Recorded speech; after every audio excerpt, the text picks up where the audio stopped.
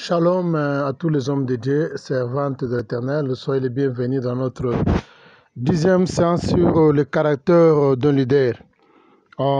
Merci pour être encore là.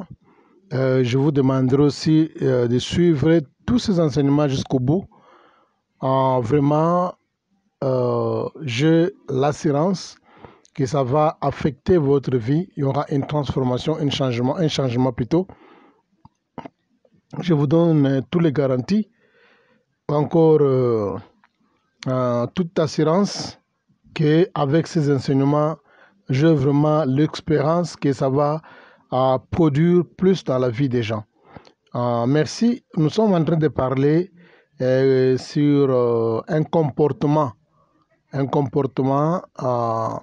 d'un leader qui doit diriger les gens, pas selon ses charismes, et qui doit diriger les gens plutôt selon son caractère. Un bon leader dirige pas selon ou encore avec ses talents, avec ses charismes, mais un bon leader dirige avec un caractère. Je vais vous donner un exemple. Si par exemple vous êtes un parent et vous êtes des fumeurs et vous interdisez aux enfants de ne pas fumer, mais entre-temps vous êtes en train de fumer dans leur présence, rassurez-vous que vous êtes en train de créer des monstres dans la maison. De tout ce que vous ne voulez pas que vos enfants fassent, il faut s'assurer que vous ne pouvez pas aussi vous impliquer. Quand tu parles à ta fille de ne pas être engrossée en dehors du mariage, quand elle est encore sous ta responsabilité, mais entre-temps tu es en train de haïr ta fille, je vous assure que c'est un conseil qui est comme une semence sur le sable. C'est pourquoi, comme étant un leader d'une famille, d'une entreprise, d'une église, d'une communauté, tu as plus d'intérêt de diriger les gens avec ton comportement qu'avec tes charismes, ou bien avec tes talents, ou encore avec tes dons. Les caractères détectent tes paroles. Quand tu es un homme de caractère, le caractère va détecter ta parole. Nous allons encore, nous voulons parler sur un élément important dans la Bible. En Genèse, la Bible dit Dieu avait créé l'homme à son image et à sa ressemblance. Au début, je vous avais dit que j'avais promis que nous allons aussi parler sur l'image.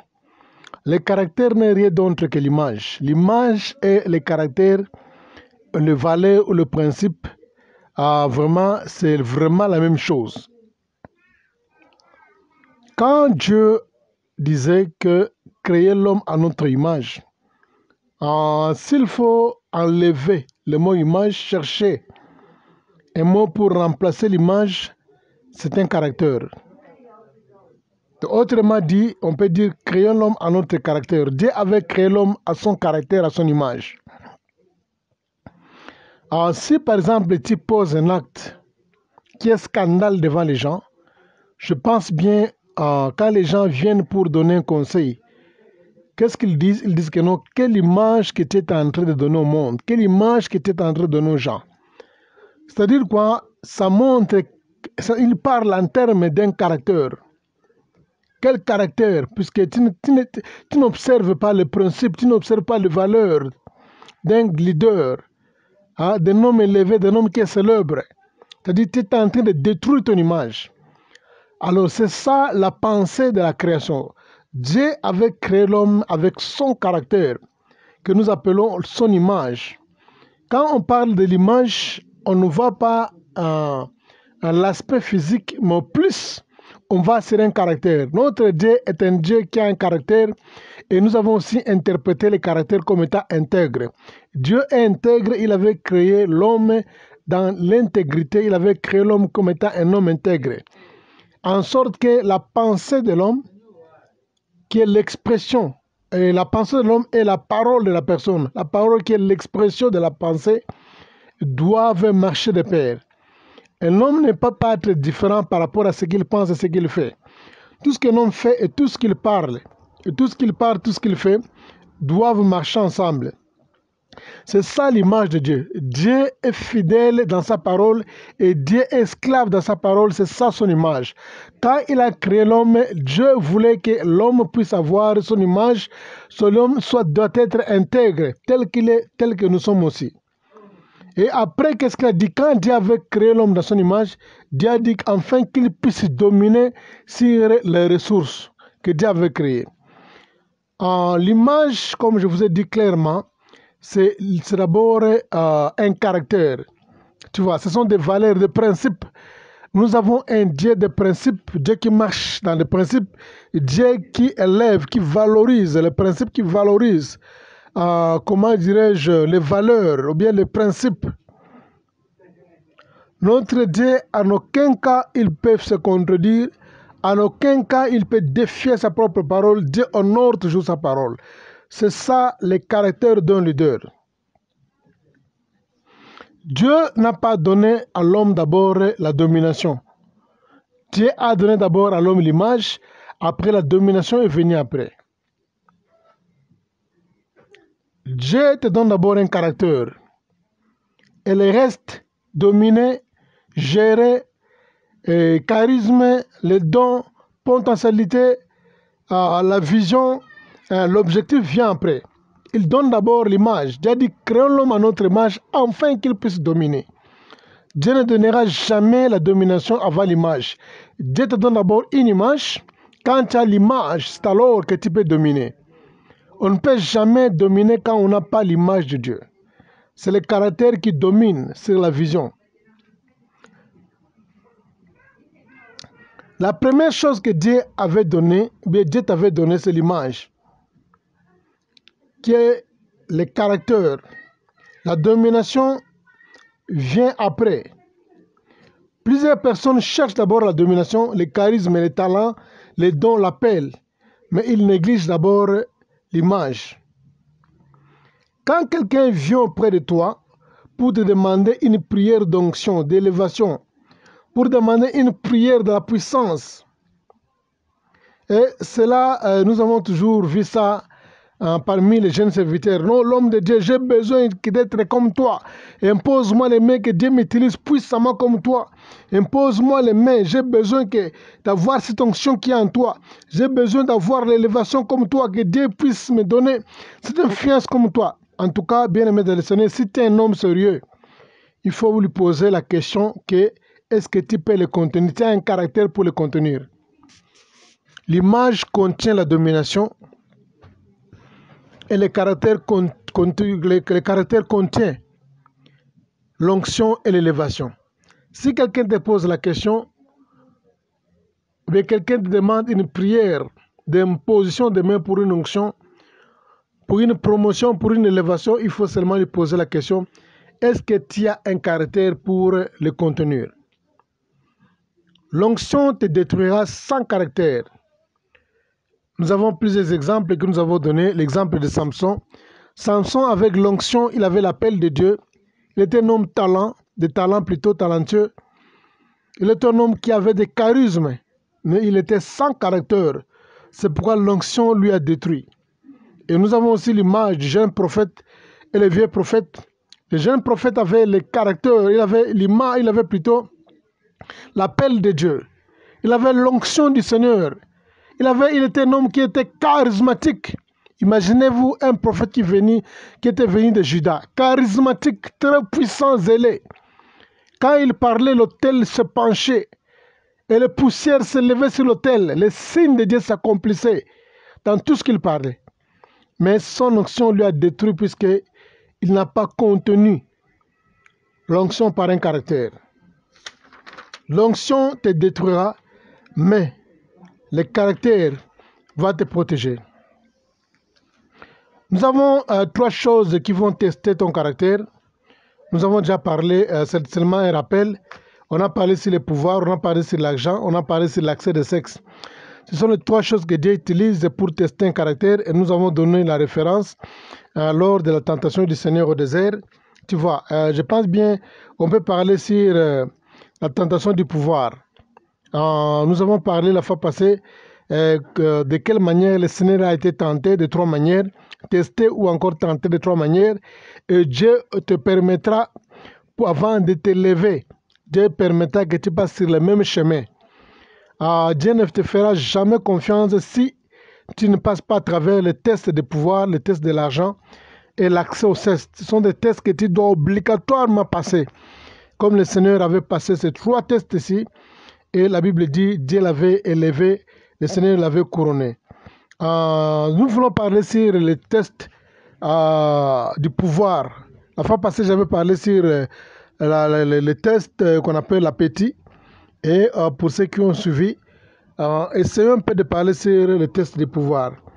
Le diable avait dit au Seigneur qu'il doit faire quoi? Il doit s'agenouiller devant lui et l'adorer. Alors il va lui donner le royaume et toute sa gloire. Ça, on appelle ça le test de pouvoir. Bien-aimé dans le Seigneur, comme étant un leader, tu dois obligatoirement passer sur ce test ici. Le test de pouvoir, c'est le test qui est le plus critique, le plus difficile, que plusieurs personnes qui ont commencé par esprit, ils ont terminé dans la chair. La plupart des gens la plupart des hommes de Dieu, qui sont devenus des occultistes aujourd'hui, ils n'avaient pas commencé avec le même esprit. Ils ne s'attendaient pas qu'un jour ils pouvaient être occultistes. Ils ne rêvaient même pas.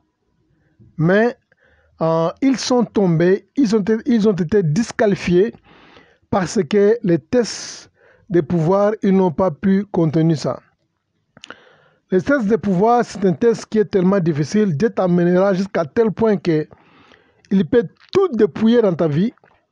Dieu peut te déstabiliser jusqu'à tel point que tu manques même l'argent pour acheter une aiguille. Tu manques même quelqu'un pour t'aider, même les gens qui te font confiance. Même les gens que tu as aidés dans ta vie. C'est-à-dire quoi? Dieu va permettre à ce que ton cœur soit au bout.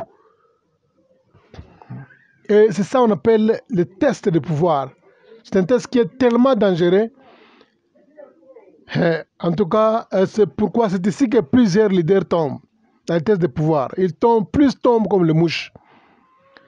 Ce test est tellement dangereux que plusieurs leaders, quand ils se présentent devant ce test ici, quand le diable vient avec ce test de pouvoir, il cède facilement dans une crise qui est profonde, une sécheresse profonde, aiguë, très exagérée. Dieu peut le permettre, Dieu le permettra.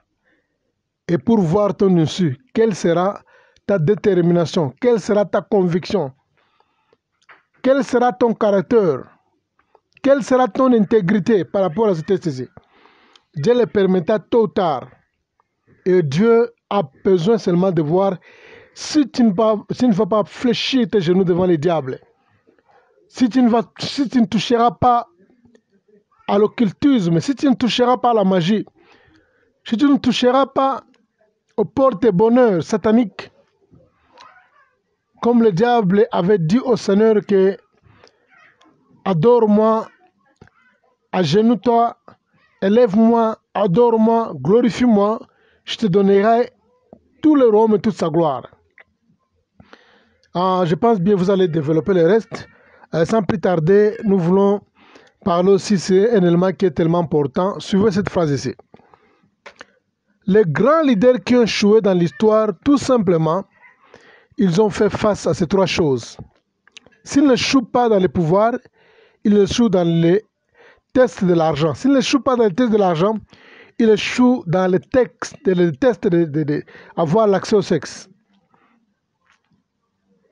La seule façon pour tester le caractère, c'est la tentation. Et la tentation n'est pas un mot qui est négatif. Je reprends ça. La tentation n'est pas un mot qui est négatif, puisque quand la Bible dit Dieu permet, Dieu ne tente pas, mais Dieu permet la tentation. Si la tentation était quelque chose qui était négatif, Dieu ne pouvait pas permettre, il ne pourrait pas permettre en ce que le Seigneur Jésus soit tenté. Alors comme Dieu a promis que son propre Fils soit tenté, Personne ne sera épargné de la tentation. C'est une voie obligatoire pour toute personne avant la grandeur. Comme j'ai dit, Dieu donne d'abord l'image et la domination vient après. Le mot tentation signifie quoi? Ça vient du mot tempérer. Tester pour avoir la limite de ta faiblesse. Quand Dieu permet une tentation, Dieu a besoin de voir ta tempérance. C'est pourquoi on appelle ça tempérer. Tentation, quand tu vas dans les textes originaux, le mot tenter, ça veut dire quoi? C'est le mot qui vient du mot tempérer. Ce sont des mots de même famille avec tempérer, la tempérance. Dieu a besoin de voir le niveau de la patience de ta tempérance. À quoi tu es capable de supporter. Dieu a besoin de voir la limite de ta faiblesse avant de te lever. C'est pourquoi j'ai toujours dit, Dieu donne d'abord l'image et la domination après. Le diable avait dit à Ève, le jour que tu mangeras, tu seras comme Dieu. Et pourtant, elle était déjà comme Dieu parce qu'elle avait l'image de Dieu.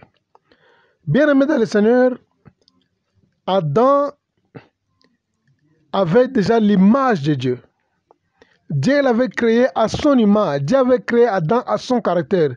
Mais quand le diable est venu, quand Dieu a permis, parce que quand le diable est venu tenter, Dieu l'avait permis. Le Seigneur observait. Dieu voulait quoi? Voir la tempérance, les limites de leur faiblesse aussi.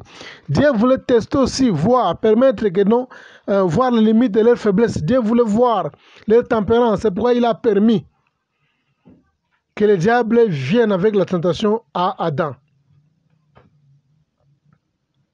Et le diable a assuré Adam que le jour que tu en mangeras, tu seras comme Dieu. Et pourtant, il était déjà comme Dieu. Pourquoi? Parce qu'il avait l'image de Dieu en lui, c'est-à-dire le caractère de Dieu. Dieu l'avait créé à son image, Dieu l'avait créé à sa ressemblance, Dieu l'avait créé à son caractère. Il avait l'image de Dieu. C'est pourquoi j'ai toujours dit que l'ignorance te détruira. Nous allons nous arrêter ici. Nous allons continuer la suite à la séance 11. Merci.